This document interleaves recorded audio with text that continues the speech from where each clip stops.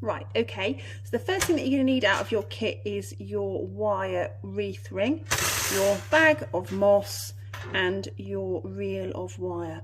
Now your reel of wire might look a little bit different to that. The only reason will be because I got lots of wire from different suppliers.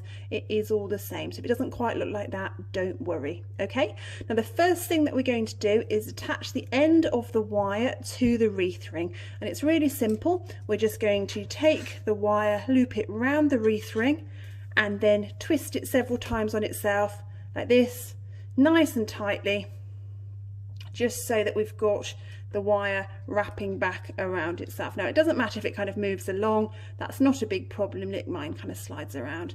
That's not an issue, because what we're going to do before we get started with the moss is we're just going to wrap it tight, wrap the wire reel around the wire ring a couple of times so it's nice and tight and it doesn't budge anywhere.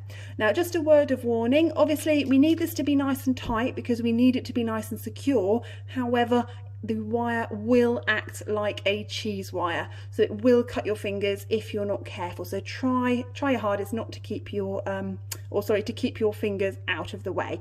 I said that at a wreath demonstration last year and then immediately proceeded to slice my finger open, so hopefully I'm not going to do that today. Okay, so now we've got the wire attached to the ring, we're going to take the moss. Now there should be quite a lot of moss for you to make quite a chunky wreath.